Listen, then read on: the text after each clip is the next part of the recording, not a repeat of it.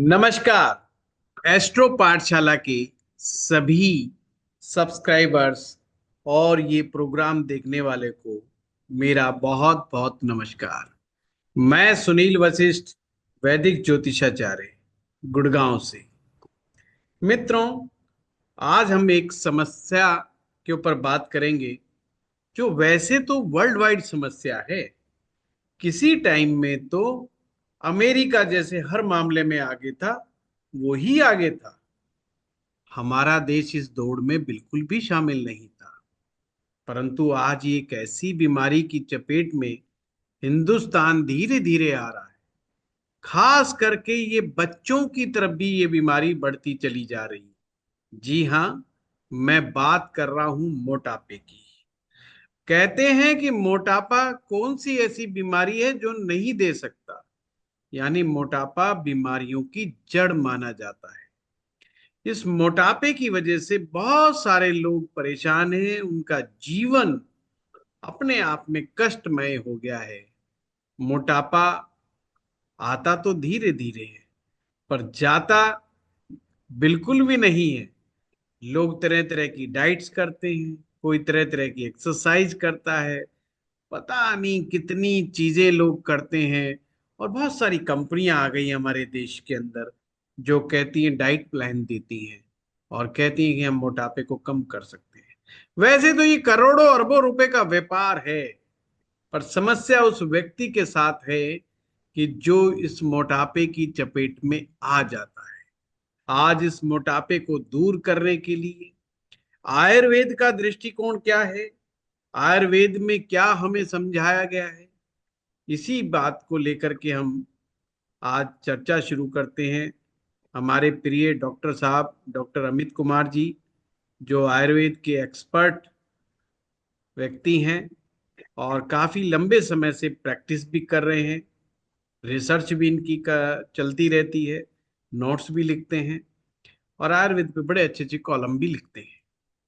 Doctor साहब, जैसा भी प्रोग्राम से पहले आपकी और हमारी चर्चा चल रही थी, हाँ और जी। मोटापे पर आज आपने काफी नई चीजें हमें बताई, तो मुझे तो आपने बता दी, पर हमारे सभी सब्सक्राइबर को, सारे दर्शकों को भी बताएं कि ये मोटापा हम किसे कहते हैं। एक तो सीधा है कि कोई फैट आदमी चल रहा है, धीरे धीरे अपना हाथी की चाल से चल रहा है, धीरे धीरे वो दौड़ नहीं सकता, भाग नहीं सकता, क्या ये मोटापा है? कभी कभी तो ऐसा भी देखा गया है कि व्यक्ति देखने में तो पतला दुबला है, पर उसका पेट आगे आ रहा है, क्या ये मोटापा है? कुछ लोगों के हिप्स के ऊपर जो है फैट ज्यादा होता है, किसी के चेहरे पर फैट ज्यादा होता है। तो ये अलग अलग चीज है। तो मोटापा हम क्या माने, वो बीमारी में कब कन्वर्ट होता है? जी डॉक्टर साहब। नमस्कार। सबसे जरूरी तो इसके अंदर हमें ये देखना है कि आयुर्वेद के अकॉर्डिंग कफ दोष से जो कफ होता है, वात पित्त कफ में कफ के बहुत ज्यादा बढ़ जाने से ये डेवलप होता है। और इसके साथ साथ वात भी इसके साथ इन्वॉल्व हो जाता है। और बेसिकली तो मोटापा का है तो एक सिंपल सी लाइन है कि कफ का यानी कि फैट का, मेद धातु का बढ़ जाना शरीर में, वही मोटापा है। यानी कि तो, सिंपल सी यही एक डेफिनेशन। तो डॉक्टर साहब, जैसे कहते हैं कि हमारा शरीर 7 धातुओं से मिलकर के बना है, हाँ तो जी। उसमें मेद भी एक धातु है। वेद एक तो धातु। आपका कहने का मतलब है, यदि मेद धातु किसी भी प्रकार से इम्बैलेंस होता है, तो वही मोटापे की जननी है। वही मोटापे की जननी है। मतलब कि आपके शरीर में जब मेद धातु अत्यधिक मात्रा में बढ़ने लग जाए, और क्यों बढ़ेगी उस पे भी हम जिक्र करेंगे, लेकिन मेद धातु के बढ़ने से वो शरीर में कुछ ऐसी जगह होती है जहाँ पे वो ज्यादा बढ़ जाती है। जैसे कि मेल हो या फीमेल हो, चेस्ट रीजन्स पे, आपका एब्डोमेन पेट के ऊपर, आपका हिप एरिया पे मोस्टली, और थाई रीजन तक भी हमें ये देखने को मिलता है। और इसमें क्या होता है सबसे बड़ा नुकसान कि ये हमारी बॉडी में अनइक्वल नरिशमेंट करता है। यानी कि हमारी जो सातों धातुएं हैं, जैसे कि रस, रक्त, ये जितनी भी धातु, इन सब का पोषण प्रॉपरली ना दे के वो केवल मेद मेद पे ही ज्यादा फोकस रहता है। इसके बहुत सारे कारण हैं जिनका हम आगे चल के डिस्कस करेंगे। तो इसके कारण अन्य धातु भी जो है पुष्ट नहीं हो पाती है, पुष्ट आपका नहीं कहने का हो मतलब। पाते। हाँ जी। जी इससे जी जी। बाकी की जो 6 धातुएं हैं वो प्रॉपरली पुष्ट ही नहीं हो पाती। और जो इंसान, जैसे कि अभी आपने बोला कि है तो दुबला पतला, लेकिन उसका पेट बाहर निकला हुआ, उसकी टांगे बहुत पतली हैं, हाथ बिल्कुल पतला है, चेस्ट रीजन भी बिल्कुल पतला है, तो ये हमें देखने में लगता है कि ये एक माल न्यूट्रिशन, जैसे कि उसको न्यूट्रिशन ही नहीं मिल रहे हैं सर। तो वो एक सबसे बड़ा कारण होता है कि इसके अंदर हमारी बॉडी में अनइक्वल जो धातुएं हैं वो प्रॉपरली पुष्ट, सभी धातुएं पुष्ट नहीं हो पाती। और इसीलिए उसका सिर्फ वो मेद मेद पेट, जो पेट का जो एरिया होता है वही जम के रह जाता है। और उसकी बाकी शरीर पे कोई भी न्यूट्रिशन, कोई भी धातुओं का पोषण पूरी तरह से हो ही नहीं पाता। तो डॉक्टर साहब क्या कारण होते हैं? कभी कभी हम देखते हैं कि ऐसे ऐसे लोग भी बेचारे मोटापे का शिकार हो जाते हैं, जो अक्सर कहते हैं जी हम कुछ ज्यादा खाते नहीं है, हम बाहर का भी नहीं खाते, हम तला फला भी नहीं खाते, हम नॉन वेज भी नहीं खाते, हम ड्रिंक भी नहीं करते, फिर भी विसरल फैट जो है, यानी कि कमर के चारों तरफ का जो फैट है के पास आ जाता है, जिसके बारे में कहा जाता है ये ज्यादा गड़बड़ करता है। तो इसके क्या क्या कारण हो सकते हैं? देखो, जो इस तरह के पेशेंट हैं जिनका बोलना कि हर तरह की चीजें वो करते हैं, उन्हें कोई प्रॉब्लम नहीं है, लेकिन फिर भी वो मोटापे के शिकार हैं। तो इसमें सबसे पहला तो एक तो कारण है जेनेटिकली। उनकी पीढ़ी दर पीढ़ी ये चीजें, उनके जो जेनेटिक्स हैं उस इस तरीके से बने होते हैं कि उनको भी वो मोटापा आएगा ही आएगा। दूसरा, हॉर्मोन्स का इनबैलेंस हो जाना, जैसे कि थायराइड का बढ़ जाना, या अदर हॉर्मोन्स, फीमेल्स के एस्ट्रोजन प्रोजेस्टेरोन, अदर हॉर्मोन्स जो हैं उन पे इफेक्ट आ जाना, ये भी एक कारण है जिससे हमारा शरीर का वजन बढ़ने लग जाता है, एक मोटापा आने लग जाता है। और ये हमारी बॉडी में वीकनेस ही लाता है। और इसके अलावा हमारा थायराइड भी एक ऐसा है कि किसी को कुछ नहीं था, जब थायराइड हो गया, थायराइड हॉर्मोन्स के अंदर ही काउंट होता है, उससे भी उनका शरीर में वजन बढ़ने लग जाता है। और वो धीरे धीरे फिर वही मोटापे वाले जो हमारे लक्षण होते हैं, जैसे कि लथार्जिक, डलनेस आना, ये सब दिखने लग जाते हैं। शॉर्टनेस ऑफ ब्रीथिंग होना, उनको थोड़ा सा भी काम किया तो वो जल्दी थक जाते हैं, बार बार यूरिन आना, प्यास अधिक लगना, उनको भूख एकदम से इंस्टेंट लग जाना, या फिर दिन भर भूख लगी रहती है कि उन्होंने अभी खाया 1 घंटे बाद फिर भूख लग गई। तो इस तरीके के सिम्टम्स वो करते नहीं थे, वे ऐसा वो नहीं थे, वो एकदम एक्टिव भी थे, लेकिन उनके हॉर्मोन्स या जेनेटिकली होने की वजह से उनके साथ ये सब प्रॉब्लम्स आनी स्टार्ट हुई। यानी कि माता पिता भी मोटे हैं, दादा दादी भी मोटे हैं, तो बच्चों का भी मोटापा आना स्वाभाविक है। बिल्कुल यानी कि जीन्स स्वाभाविक भी एक बड़ा रीजन हो सकता है। रीजन होते तो हैं। मैं दर्शकों से कहना चाहूंगा जिनके माता पिता वो भी ओवरवेट के शिकार रहे हैं, तो निश्चित रूप से हमारे पास भी ये बीमारी आ सकती है। और अगर आप अभी ओवरवेट हैं, तो इस प्रोग्राम से देखने के बाद एक संकल्प लें कि प्रयास करें अपना, आज डॉक्टर साहब का पूरा प्रोग्राम सुनने के बाद, कि हम इसे आगे ना बढ़ने दें, और जितना जल्दी इससे निजात पाले उतना ठीक है। खास करके वो लोग जिसका एक कारण मोटापे का जेनेटिक भी है। जी डॉक्टर साहब, आपने दूसरी हार्मोन्स की बात की है, और हम हार्मोन्स के ऊपर भी एक प्रोग्राम करेंगे निश्चित रूप से।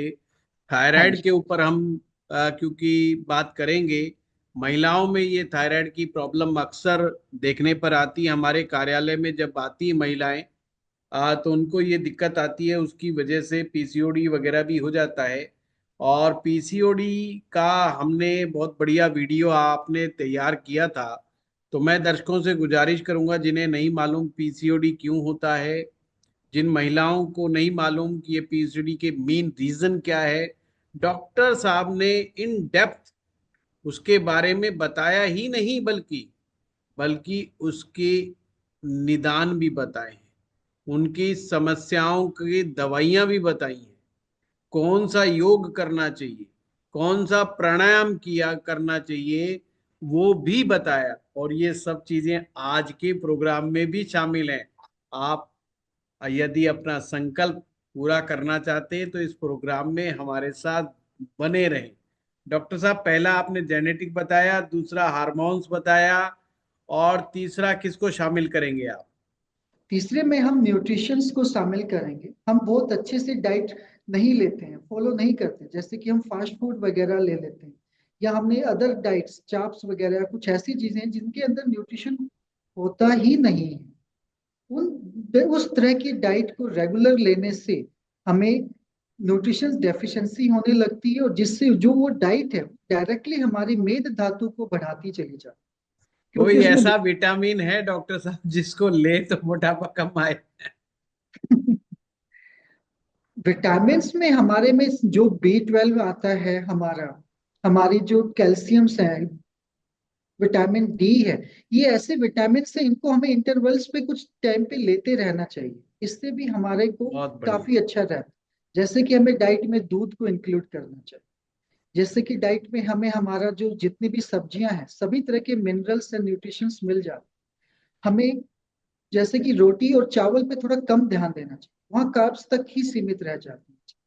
तो हमें क्या करते हैं हम कि रोटी सब्जी पे रोटी पे ज्यादा ध्यान देते हैं, सब्जी पे हम उतना ध्यान नहीं देते। हमें फ्रूट्स, सैलड्स, ये सब चीजों को एक प्रॉपरली मात्रा में इंक्लूड करना चाहिए, यानी मतलब कि एक प्रॉपर। बैलेंस डाइट होना चाहिए। जी जी, प्रॉपर डॉक्टर साहब का कहना है कि वो बड़ी डाइट हमारी बैलेंस होनी चाहिए, प्रॉपर रेशो में होनी चाहिए, उसमें न्यूट्रिशंस प्रॉपर होने चाहिए, उसमें प्रोटीन भी हो, उसमें कार्ब भी हो।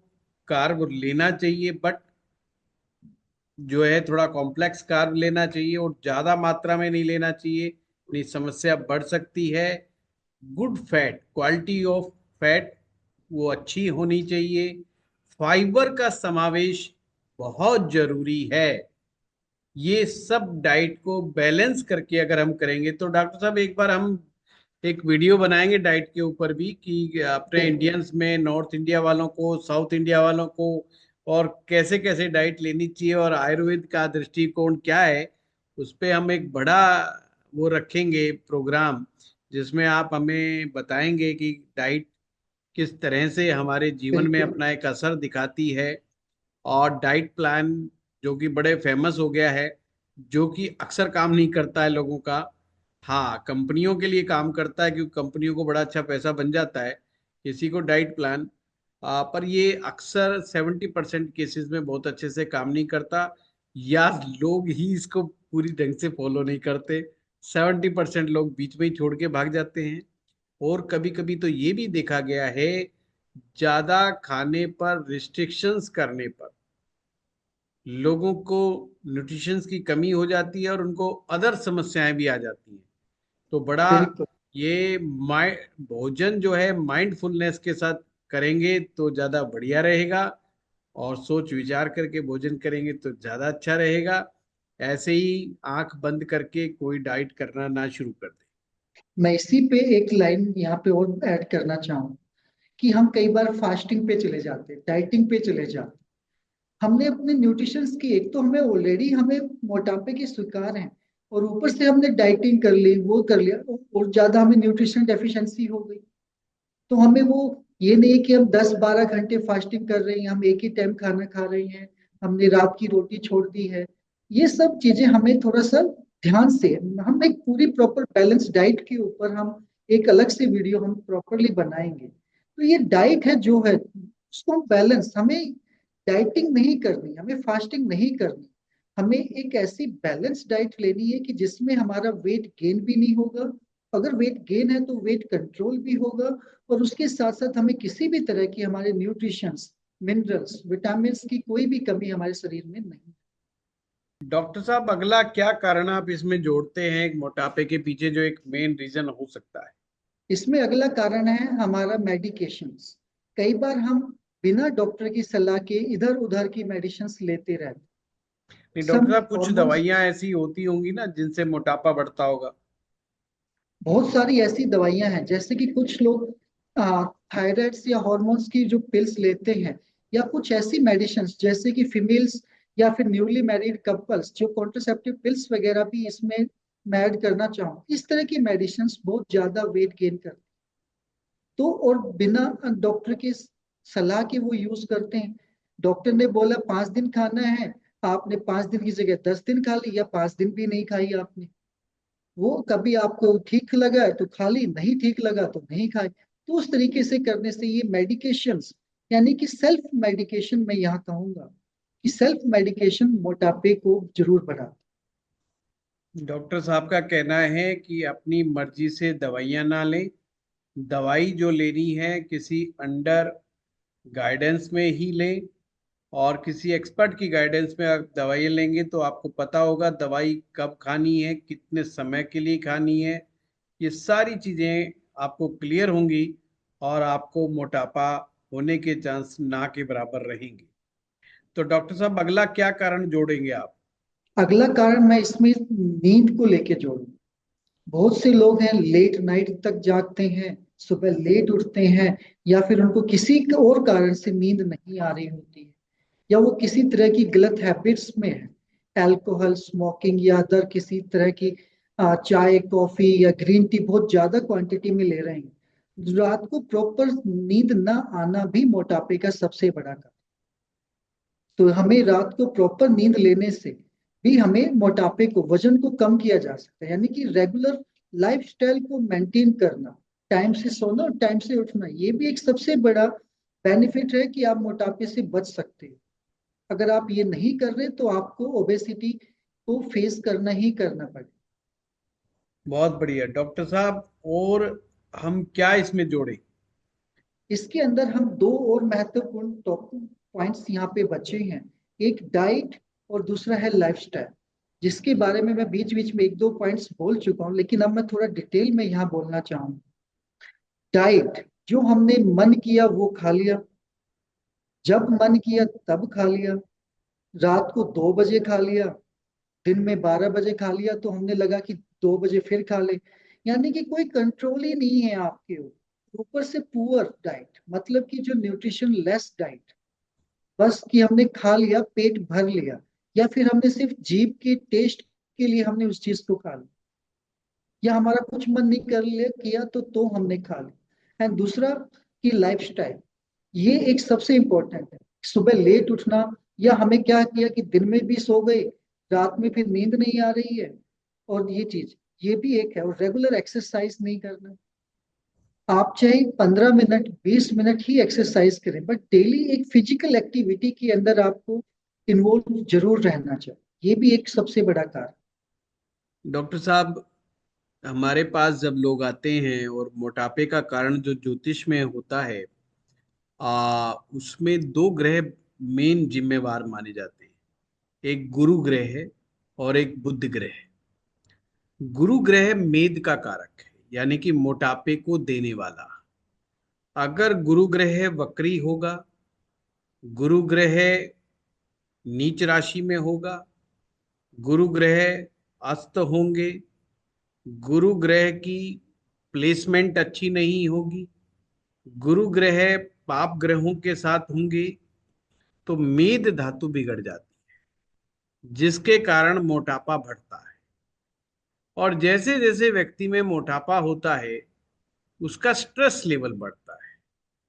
अक्सर जब भी मोटापा आता है तो हम सभी के दिमाग में एक बात आती है कि साहब खाना कम कर दो। पर उस व्यक्ति के साथ जो मोटापे से गुजर रहा है, उसकी मनोदशा बिल्कुल अलग हो जाती है। उसको वो स्ट्रेस के कारण ज्यादा खाना खाता है, ओवर ईटिंग करता रहता है। तो इसमें चंद्रमा भी जिम्मेवार है। चंद्रमा हमारा मन है। अक्सर हम मूड को फ्रेश करने के लिए भी कुछ खा पी लेते हैं, हाँ जी। और ये डेफिनेटली कुछ फूड्स हैं जिनसे हमारा मूड फ्रेश हो जाता है। पर समस्या ये है कि स्ट्रेस ज्यादा बढ़ा हुआ हो तो व्यक्ति उसको लगातार खाता ही रहता है, उसको ये नहीं पता रहता कि मुझे रोकना कहाँ पर है। बुध ग्रह का संबंध हमारी आंतों के साथ होता है, हमारी नस नाड़ियों के साथ होता है। हमारी आंतें अगर हेल्दी हैं, वो अपना काम सुचारू ढंग से कर रही हैं, तो भी मोटापे के आने के चांस कम हो जाते हैं। यानी कि बुध ग्रह अगर हमारी कुंडली में ठीक है तो काफी हद तक हमारा बचाव बना रहता है किसी ना किसी कारण से। और एक और कमाल की बात, बुध का संबंध हमारे मस्तिष्क से है, इंटेलिजेंसी से है। इंटेलिजेंट आदमी तुरंत भांप लेता है कि ये मोटापा बढ़ता जा रहा है, अब मुझे क्या करना है। इसीलिए वो बहुत जल्दी संकल्प ले लेता है कि मुझे जो है कुछ ना कुछ करना होगा, और वो कर देता है, ठीक हो जाता है। एक कमाल की बात, लाल किताब में बड़ा प्यारा सूत्र है। लाल किताब कहती है कि अगर यदि किसी व्यक्ति का गुरु अच्छा है और बुध अच्छा है, ये दो ग्रह अच्छे हैं, तो बाकी कुंडली पढ़ने की आवश्यकता नहीं है। ये दो ग्रह ही उसके जीवन में बड़ा अच्छा काम कर देंगे। उसको एक अच्छी हेल्थ मिल सकती है, उसको एक अच्छी वेल्थ मिल सकती है, क्योंकि गुरु ज्ञान है और बुध मस्तिष्क है। शुद्ध मस्तिष्क में ही शुद्ध ज्ञान रह सकता है। दोनों में से कहीं पर भी गड़बड़ हो गई तो बड़ा भारी इंबैलेंस हो जाएगा। तो उसे यही नहीं पता रहेगा कि मुझे क्या खाना है, क्या नहीं खाना है। और इवन लोगों को लगता है उम्र बढ़ती है तो उनका ज्ञान बढ़ता है, पर यह कोई आवश्यक नहीं है। कभी कभी 50-50 वर्ष की आयु में भी लोगों को ये नहीं मालूम होता कि उन्हें क्या खाना चाहिए, क्या नहीं खाना चाहिए। तो जो दर्शक हमारे इस प्रोग्राम को देख रहे हैं, वो डॉक्टर साहब के बताए हुए नुस्खों पर तो चलना ही चलना है। जो रीजन, क्योंकि डॉक्टर साहब जो बता रहे हैं वो साइंटिफिक एविडेंस के साथ बता रहे हैं। कहने का मतलब इनकी पूरी रिसर्च है, कि पूरा डाटा है, और वो हमें समझा रहे हैं भी कौन कौन से कारणों से होता है। जो लोग ज्योतिष में भी बिलीव करते हैं, उन्हें समझना है कि उनकी जन्म पत्रिका में गुरु की कंडीशन कैसी है, बुध की कंडीशन कैसी है, और चंद्रमा जो हर 2 सवा 2 दिन के अंदर अपना राशि परिवर्तन करता है, जिससे हमारा मन कनेक्टेड है, जो हमारे मूड्स को कंट्रोल करता है। ये मूड बिगाड़ भी देता है, मूड सुधार भी देता है। जब हमारा मूड बिगड़ा हुआ होता है तो अक्सर हम ज्यादा खा जाते हैं, परंतु मन जब खुश होता है तो हम एक छोटा सा चम्मच खा करके भी प्रसन्न हो जाते हैं। छोटी सी डाइट्स भी हमें प्रसन्नता देती है, हमारे मन को आनंद देती है। और नहीं, जब आनंद आता तो व्यक्ति भर के प्लेट भी खा लेगा तो उसको सेटिस्फेक्शन नहीं मिलता। तो ये 2-3 ग्रह ऐसे हैं जो इसमें बड़ी प्रॉब्लम क्रिएट कर सकते हैं। राहु का अपना रूल है। राहु कहता है ऐसी चीजें खाओ जो ना तुमने कभी खाई है पास्ट में, ना तुम्हारे पूर्वजों ने खाई है, ना तुम्हारे जिन्स में है। जिसकी जेब में पैसा ज्यादा है वो कहेगा मैं थाईलैंड का अमरूद खाऊंगा, मैं ड्रैगन फ्रूट खाऊंगा, मैं फलाना वाला फ्रूट खाऊंगा। मतलब जो हमारे एरिया में है ही नहीं, अनजान है, जिसके दादा परदादाओं ने जो फूड नहीं खाया, फ्रूट नहीं खाया, या किसी तरह के ग्रीन नहीं खाया, वो उस तरह के भोजन को पकड़ के बैठ जाते हैं, जो कि उनका बॉडी उतने अच्छे से स्वीकार नहीं कर पाता। यहां पर भी एक प्रॉब्लम है कि फैंसी डाइट बना के लेके आओ, जो कि लोकली जो हमारा अनाज है, लोकल पैदा होने वाली सब्जियां हैं, लोकल पैदा होने वाले फल फ्रूट हैं, वो हमें जितनी हेल्प करते हैं, बाहरी और विदेशी चीज उतनी हेल्प हमारे को नहीं करती। एक्चुअल में राहु विदेशी ग्रह, विदेश का कारक है। ये चाहता है ऐसी चीज लेके आए जो उसके ट्रेडिशन में भी नहीं है।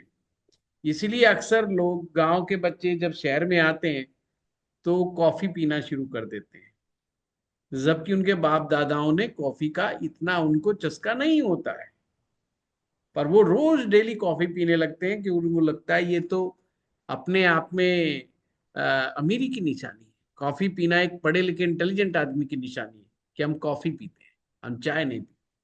तो एक स्टेटस सिंबल बना लिया है। ये राहु भी कई बार बड़ी गड़बड़ करता है। अब मैंने जितनी भी चीजों का नाम लिया है, मैं ये नहीं कहता ये चीजें खराब हैं, पर ये उस व्यक्ति को हो सकता है इतने अच्छे से सुटेबल ना हो।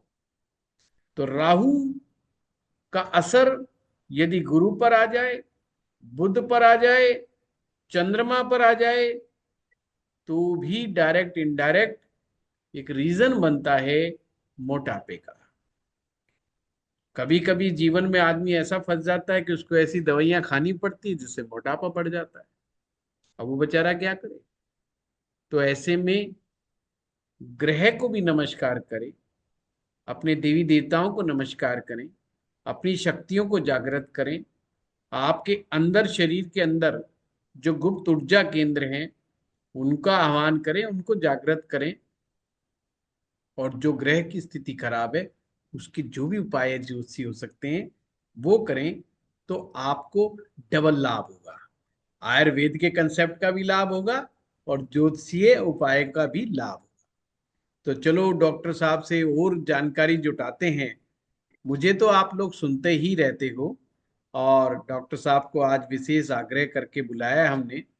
तो डॉक्टर साहब आप ये बताइए, जो अगर ओबेसिटी के शिकार हो ही गए, तो इससे कौन कौन सी बीमारियां ऐसी हैं जिनका खतरा बढ़ जाता है? इसमें मैं सबसे पहले कहूंगा कि जितने भी पेशेंट्स होते हैं उनमें सबसे पहले डायबिटीज, उनको सबसे पहले उनको देखने को मिलती है। डायबिटीज के साथ साथ ये हमें हार्ट की प्रॉब्लम्स को क्रिएट कर, ये दो तो सबसे इम्पोर्टेंट हैं कि जो ओप्स हैं, और उनको इन दो बीमारियों का सबसे ज्यादा खतरा बनता है। इसके अलावा हमें थायराइड्स या हॉर्मोन्स इम्बैलेंस जैसी प्रॉब्लम्स भी आने देखने को मिलती है। हमें कई तरह के कैंसर्स, जिसमें से पेनक्रियाज का कैंसर, थायराइड का कैंसर, इसियोफेगस का कैंसर, एंड हमें ओवरियन एंड यूट्रस के cancers and rectum and colon के कैंसर, लगभग 12 से 13 तरह के कैंसर्स हैं जो एक अ, मोटापा इन चीजों को क्रिएट कर सकता है आने के समय। तो ये इतना खतरनाक भी हो सकता है। इसके साथ साथ ये स्ट्रेस को भी काफी हद तक बढ़ा देता है। स्ट्रेस हो जाती है, एंजाइटी डेवलप हो जाती है। तो ये कुछ ऐसी डिजीज हैं जो बेसिकली इन पेशेंट्स को अक्सर देखने को ही मिलती। तो डॉक्टर साहब, ये आपने बड़े अच्छे से समझाया कि क्या क्या कॉम्प्लिकेशंस हो सकते हैं, और लास्ट की बातें तो काफी खतरनाक रही। हाँ आ, जी। तो दर्शक हमारे डर भी गए होंगे। आप ये बताएं कि मोटापा ना बढ़े और जिसको हो गया तो दूर हो जाए, ऐसा आयुर्वेदिक ट्रीटमेंट क्या किया जाए, क्या सलाह देंगे आप? देखिए, दिस इज द, इसमें क्या करना है कि हमें जो डोसेस जो हमारे बिगड़े हैं वात पित्त कफ में, जो बेसिकली कफ जो हमारा बिगड़ा है, जिससे मेद धातु बन के हमारा फैट बना है, और जिसमें वजह से हमारे न्यूट्रिशन डेफिशिएंसी हुई, तो मैं सबसे पहले कहूंगा कि उन्हें एक मेडिसिन आती है त्रिफला गुगली। जी। त्रिफला गुगलू इसमें सबसे अच्छा काम करता है। नंबर 2 पे आती है हमारी मेदोहर गुगली। ये भी हमारे फैट को कम करने का काम। और शिलाजीत, जैसे कि कुछ लोगों को दिन भर चाय पीने की आदत होती है, और चाय से स्ट्रेस या फिर एंजाइटी अदर थिंग्स, या पेट में गर्मी या अदर चीज बन जाती है।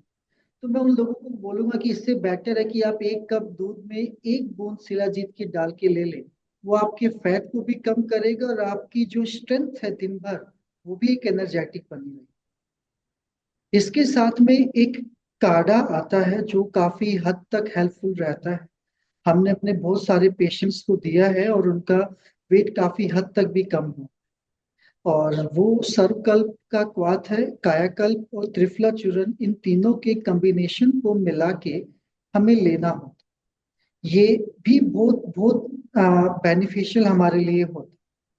और इन सब के साथ साथ हमें या तो हमें किसी नियर बाई हमें आयुर्वेदिक सेंटर पे जाके, नहीं तो आप घर पे भी त्रिफला चूर्ण से अपनी बॉडी की मसाज कर सकते। ये भी हमारे वेट को यानी कि फैट को कम करने में काम।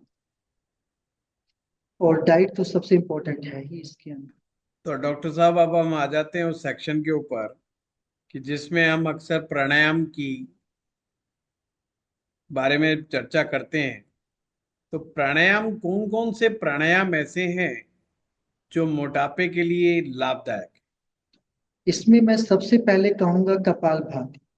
कपालभाति हमारी बॉडी में मेटाबॉलिज्म को इम्प्रूव करती है, और जिससे हमारा जो बेली फैट है, जो पेट का खास तौर से जो फैट है, वो रिड्यूस। तो कपालभाति प्राणायाम में सबसे इम्पोर्टेंट पार्ट। सेकेंडरी मैं नाम लूंगा अनुलोम विलोम का। जो मोटापे के कुछ लोग जिनको स्ट्रेस की वजह से या एंजाइटी की वजह से या रात को प्रॉपर नींद नहीं आती है, या वो किसी तरह से प्रॉपरली अपनी नींद नहीं ले पाते, उनके लिए मैं कहूंगा कि अनुलोम विलोम सबसे बेस्ट है। ये एक तो उनका ब्लड जो प्रेशर लेवल है उसको मेंटेन करने में मदद करता है, एंजाइटी स्ट्रेस को दूर करता है, और इसके साथ साथ ही हमारे को नींद लाने में भी। इसके साथ में दो और हैं, उज्जयन उदगित। ये भी हमारे लिए काफी हेल्पफुल रहते हैं फैट को रिड्यूस करने। बेसिकली ये दोनों हमारे जो चेस्ट वाला जो फैट होता है, उस फैट को ये रिड्यूस करने में। जी जी, आज हमारी उन्हीं पे चर्चा हो रही थी, तो आसनों के बारे में चर्चा हो रही थी हमारी। हाँ। तो हाँ आप जी। कौन कौन से आसन हैं जो अच्छे से हम हाँ। कर सकते हैं? हाँ, आसन में मैं सबसे पहले नाम लूंगा सूर्य नमस्कार। ये एक सेट इसका जो अगर हम करते हैं तो लगभग लगभग 300 के करीब हमारी कैलोरीज कम, सिर्फ एक सेट कर। और मैं ये नहीं कहूंगा कि आप एकदम से इसके 20 30 40 या 50 सेट करने लग जाओ। आप शुरुआत में इसको 3 से 5 सेट से करना स्टार्ट कर दीजिए। इसके अंदर जो 12 आसन होते हैं सूर्य नमस्कार में, वो हमारे मेंटल एबिलिटी को भी इम्प्रूव करते हैं, फोकस इम्प्रूव करते हैं। इसके साथ हमारा चेस्ट का, पेट का, और हमारा जो हिप वाला जो फैट है, थाई वाला जो फैट है, लगभग लगभग सभी फैट्स के ऊपर ये काम करता है। और ये मैं बोलूंगा कि ओप्स जितने भी मोटे पे के जो पेशेंट हैं उनको ये सब जरूर करना चाहिए। अगला मैं नाम लूंगा हमारा नौका आसन। नौका आसन हमारा बेसिकली बेली फैट पे ही काम करता है, और ये हमारी पाचका अग्नि को बढ़ा के हमारे मेटाबॉलिज्म को इम्प्रूव करता है, और जो एक्स्ट्रा जो फैट होता है उसे बर्न करने का। सेम एक और आसन है धनुरासन। धनुरासन का भी सेम ही है, और उसका इस साथ में कि वो पाचका अग्नि को इम्प्रूव करके हमारे बेली फैट को रिड्यूस करके हमें स्ट्रेंथ प्रोवाइड करने के साथ साथ सूर्य नमस्कार की तरह हमारे chest, belly and hip fat को भी कम कर। ये कुछ मुख्य आसन हैं जो हमें करने चाहिए। इसके साथ साथ मैं यहाँ बोलूंगा कि प्राणायाम और आसन तो हमने बता ही दिए हैं, लेकिन जो मोटापे के लोग हैं, इन लोगों को हमें व्यायाम जरूर करना चाहिए कि 15 से 20 मिनट या 30 मिनट के लिए लगभग हमें सुबह दौड़ना चाहिए। अगर हम शुरू में नहीं दौड़ पा रहे तो थोड़ा तेजी से चलना चाहिए, एंड कुछ जो भी कंफर्टेबल जोन में रह के वो की जो वार्म अप वाली एक्सरसाइज होती है वो भी इसके अंदर जरूर। डॉक्टर साहब, आपने बहुत अच्छा बताया। मैं दर्शकों के लिए बता दूं कि डॉक्टर साहब ने कहा है कि जो मोटापे के शिकार हो गए हैं उनको अपनी डाइट में न्यूट्रिशंस डाइट लेनी है, अपनी लाइफस्टाइल को सुधारना है, अपनी स्लीप को ठीक करना है, प्रॉपर दवाई लेनी है जो आवश्यक हो। और दवाई के बारे में हम हर एपिसोड में कहते हैं, जो यहाँ पर बताई जाए दवाई, जरूरी नहीं कि वो आपको भी सूट करे। हर व्यक्ति का नेचर अलग होता है, हर व्यक्ति की शरीर की प्रकृति अलग होती है। तो ये किसी अच्छे वैद्य या डॉक्टर साहब की प्रॉपर गाइडेंस में ही आप ये सारी क्रियाएं करें, सारी दवाइयां लें।